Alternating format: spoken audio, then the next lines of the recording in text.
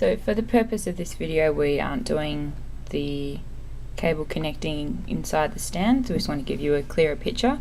So in relation to your stand, the transformer cable is on the left hand side of the unit underneath the shelf, and currently that will be clicked into a cable which enables the LED lights to work, the strip of LED lights underneath the shelf.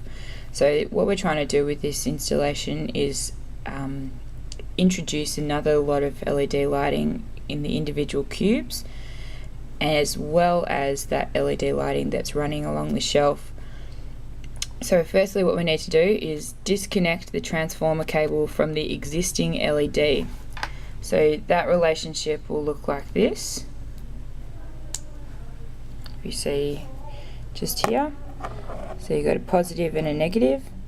You need to push this lever and push these two down as well. So there's two wings here, and you just push these two in, and we're also pushing at the same time this lever here to release the clip.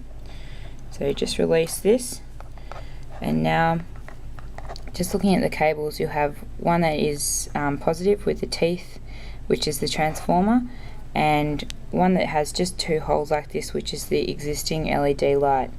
So we're just going to put the existing LED light to the side for the minute, and just reach for your rail connector. Sorry. So the rail connector is the one with this clip and two tabs on the end like this. So we're going to locate the tab that has no teeth in it, so just the two holes like this and little wings on the side. We're going to click that into the transformer cable like this, and so we'll have one cable left over with teeth in it, which is connected to the rail connector. And now we're going to locate the existing LED light, so this one here. So this one has no teeth and this one has teeth, and we're going to click these in.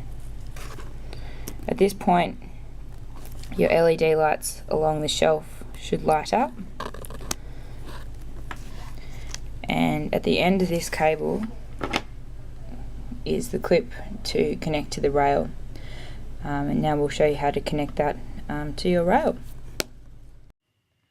Shown here is the location of the rail for shelf 7, which sits immediately under shelf 6. So the rail connector, which goes into the transformer, is what is going to create the power within the rail.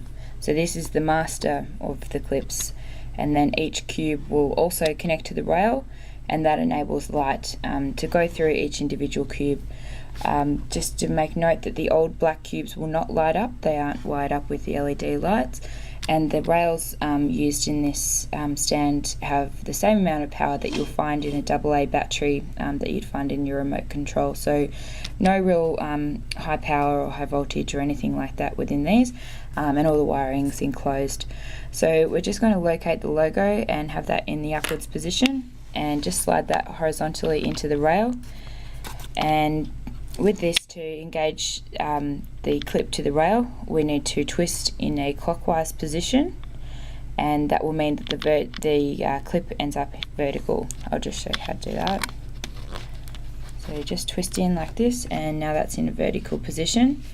At this point there still won't be any light. We need to connect the cube's clips to the rail as well. So in a one bay unit you'll have the transformer clip and then 3 cube clips if you have all new cubes on that shelf.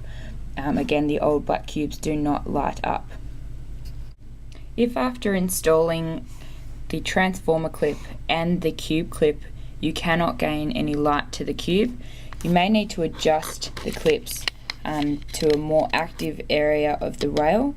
So it's just a matter of feeling for the closure. We would really like the transformer clip to be in the very far corner of the rail, as close to the transformer as possible, you will be limited obviously by the length of the cord. So you can see here is the end of the rail. Within this sort of area, we'd like the transformer clip just to enable enough room for the remaining cubes. So once you've secured this one as close to the transformer, just find, and you're not gaining any light to the other cubes, just feel along the copper here until you gain light.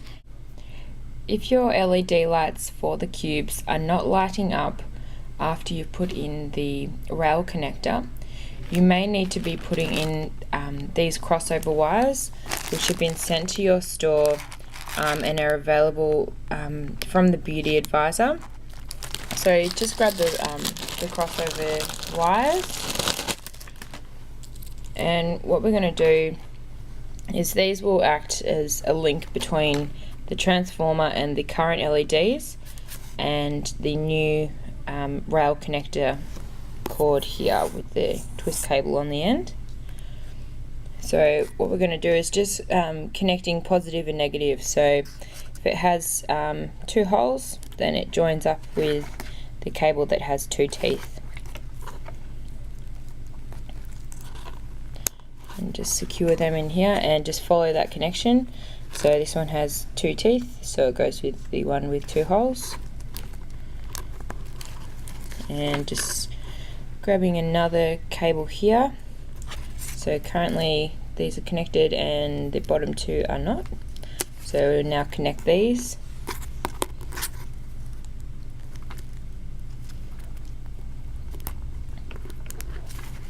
Clipping them in.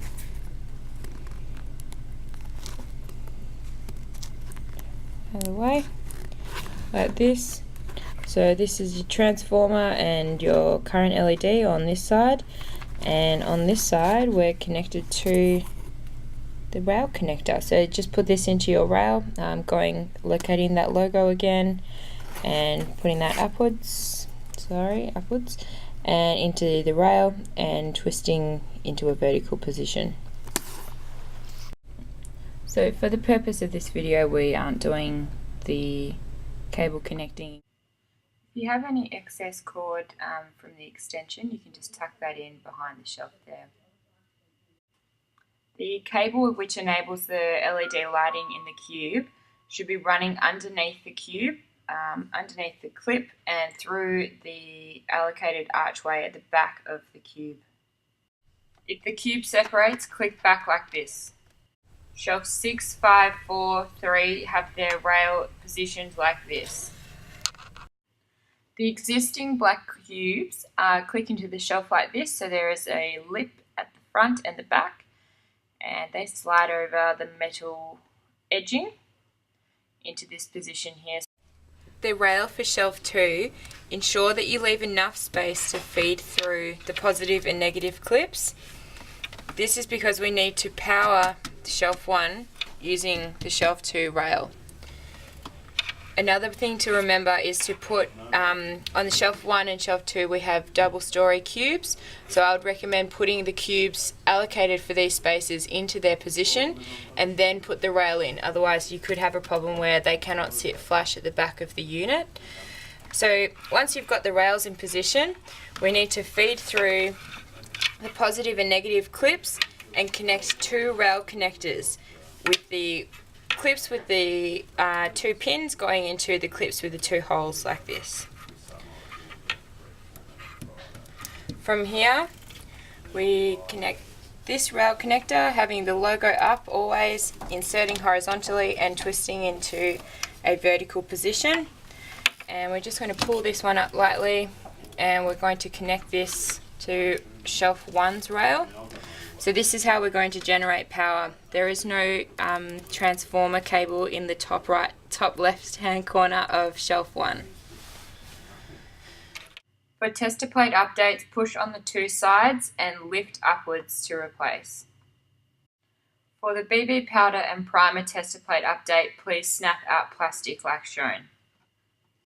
The CCNDT cube needs the push feeds removed and needs to end up looking like this.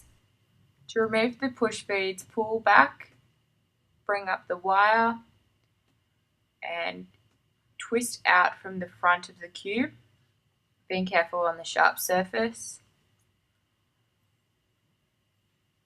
And then just let the spring go into the push bead and pull out the back of the push bead. And just continue this on all of the push beads across the cube.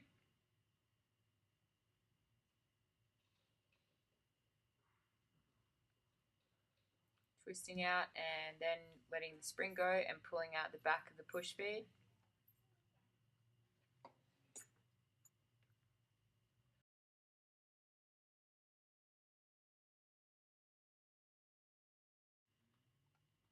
Once you've removed all of the springs, pull the push bead tabs right to the back of the cube.